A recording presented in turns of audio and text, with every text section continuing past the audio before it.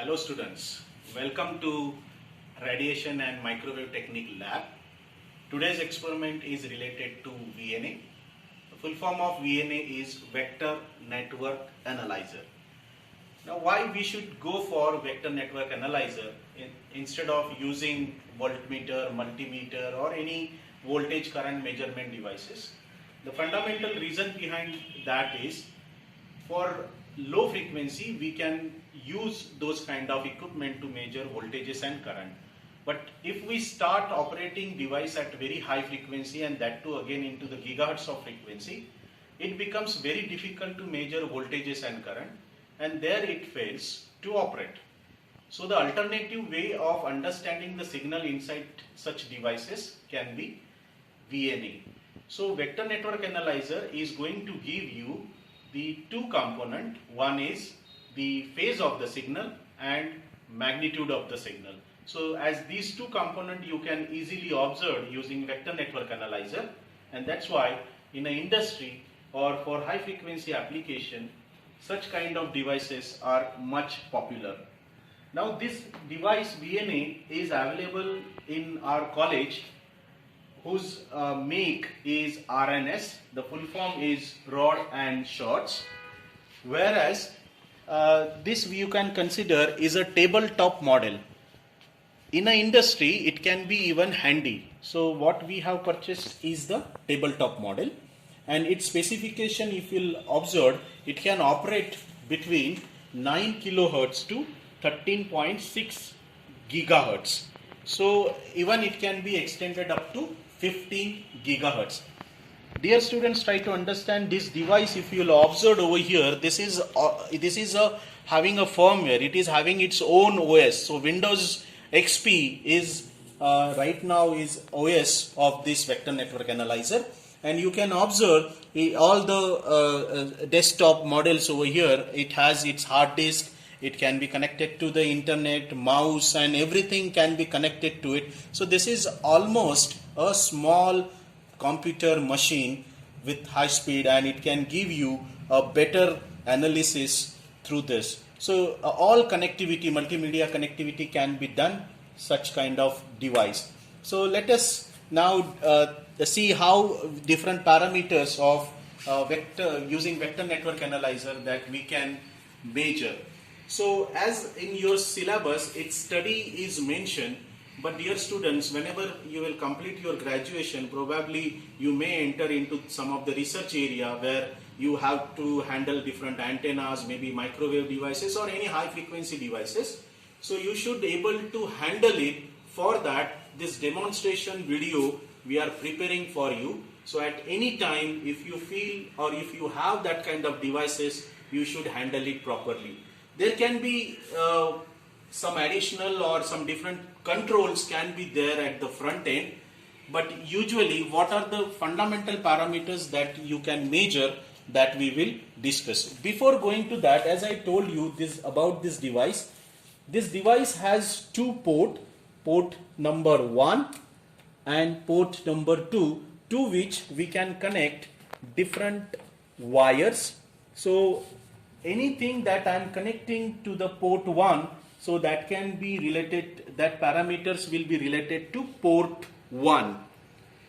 If I connect any device to the port number 2, so different scattering parameters can be measured at the port number 2. What are those parameters and how can be measured, that we will see later on. But dear student, one single wire which is with this vector network analyzer, this wire is almost a zero attenuation wire, which has no internal loss into it, right? So what we can do is pause it. So different wire like we can use, which is zero attenuation wires. Similarly, there can be different connectors, adapters rather we can say, which can be TNC, threaded net connector, to SMA, or it can be Bionet connector, BNC to threaded net connector. So different connectors as per the application you can utilize. If you see different antenna which is having SMA connector, for that I can use such kind of SMA connector, male female connector, and I can connect that wire to antenna. Another example, if it is a waveguide kind of construction where the connector is required to be a threaded net connector, then I can use this adapter which can be easily threaded into it and it can be fixed. So different adapters can be used as per your application. Now dear students, let us understand what other component that we need to set before utilizing the vector network analyzer. So one more essential device with this kind of setup is calibrator kit. So this is what is the calibrator kit. With the help of this, we can calibrate our vector network analyzer with wire itself, so that the impedances can be properly tuned with the device, with the wire itself, and then it can give you correct proper readings. So for that, such kind of calibrators can be there, where open circuit, short circuit and match termination or through, such kind of parameters can be calibrated, so that device will give you best result of your measurement.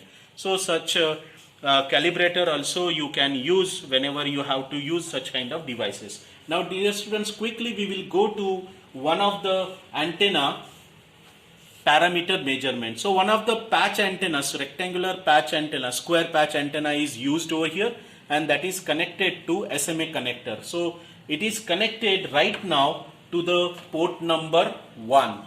So as I told you, this is almost a computer machine. So let me start to this vector network analyzer and measure the parameters. And what are the parameters that we can probably measure are all S parameter, S11, 12, S21 and S22. Other than that scattering parameter, we can measure vector VSWR. Then we can measure Smith chart. We can understand whether the load is inductive or capacitive. So other such parameters very easily we can measure, and we can understand whether the device is properly matched or power is transferring, or whether there is a gain, kind of things can be measured very easily. So now let us quickly, I'll turn on this firmware. So I am entering into the system so that parameter measurement I can start easily. So right this moment, if you go now you can observe one of the screen over here which is displaying the S11 right now over here, right? So let us understand first control. What are the different control through which what settings that you can do while measurement. So if you understand over here, one switch here is written as a measure. So if I click on measure button, it will display different scattering parameters, impedance. So you can see S11, 21, 12 and 22. Right now it is displaying S11. Suppose I want to measure S12, so I can click on this, so it will give me S12. If I want to measure 21, it will give me 21. Right now it is measuring between at only single port. At second port there is nothing connected, so it will not give you any result for S12 or S21 or 22. Similarly, there are many more admittance and stability and all factors are there. But for your scope, at least beginning, you should understand all the S parameter that you can measure. And this is under the measure. Then format, if you click button format, here you can understand the parameters, dB value, parameters phase, its Smith, polar plot. Then you can further go, you can find the VSWR, real imaginary magnitude. So all these kind of format, parameters format, in the sense the parameters detailing that you can select using that format switch. Other than that, there can be the span setting. Span means you can, like in the network vector analyzer only, or you can spectrum analyzer basically. Spectrum analyzer screen you can set by setting the span. So start frequency, if I click on the span, you can set the central frequency, or you can rather say the start frequency and end frequency you can set, so that the screen, whatever portion that you want to elaborate, that can be particularly expanded, right? So it is set, so you can set the start frequency and the stop frequency so that it will set. Similarly, there can be the auto scaling is also possible, so automatically it will scale up wherever it is appropriately fit into the window as per the return loss or whatever parameter that you have set. So I am just clicking on the auto set, so it is already in the auto set, so it has set the screen as per the suitable values of screen parameters.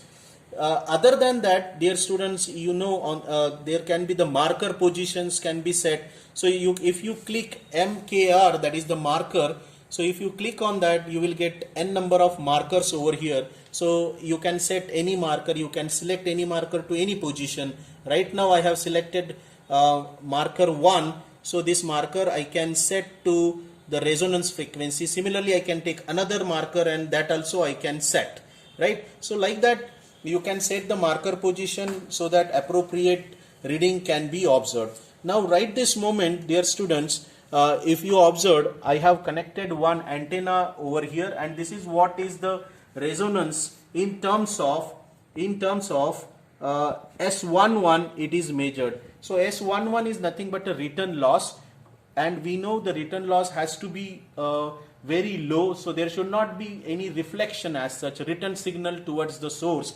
So it should be as low as possible. So if you observe here on the screen, so what you can observe, this value is minus, this dotted line is minus 10 over here, then minus 15, 20, 25 and so on. So 0 dB is the input power that is applied, and this is very low power, low reflection that we can observe at this point, and that scale is also displayed over here. So at 2.31 gigahertz, minus 22 dB is the return loss. So this is very good return loss. Good return loss means very low value of return loss that we have obtained. It means the maximum resonance at this frequency is obtained at this scale. Similarly, dear students, if you go into the format, as I told you, different scaling can be done, different parameter is under the S11 you can measure. So this was measured dB magnitude. Similarly, you can measure the phase of that signal. Its Smith chart also you can easily observe over here. So for the same frequency 2.3 gigahertz, dear students, you can see the same frequency over here. At this frequency you can understand the Smith chart, whether it is inductive effect or having inductive or capacitive effect. So if you observe here, this is what is the real value in ohms, that is 56 ohm, which is close to 50 ohm, as all the system impedance is matched to the 50 ohm. So you can see it is very much tuned to the 56 ohm, and it has little capacitive effect as it is at the negative lower side of the circle. So it is minus J4, and you can see what is that value. It is in the picofarad value, as it is a capacitive. So what is that capacitance value, that also it is showing. So this is very elaborating the detailed part of the parameter. So designer can easily understand what is whether the circuit design or the load which is connected for measurement is going towards negative inductive side or capacitive side. Similarly, dear students, you can quickly measure VSWR. If I click on the SWR, so it will show you, we know the VSWR value, ideal value is 1.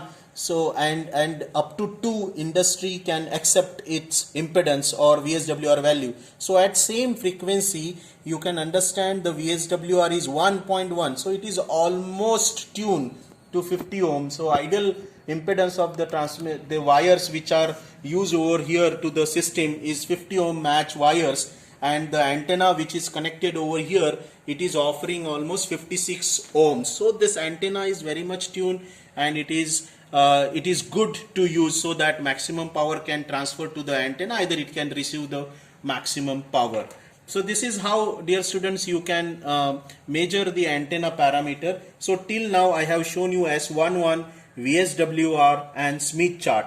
Similarly, if you are operating second port of this device over here, which is not now connected to anything, it is open wire over here. So if I go and connect to this adapter, rectangular wave adapter, you can measure the impedance of this adapter and you can check the response of it.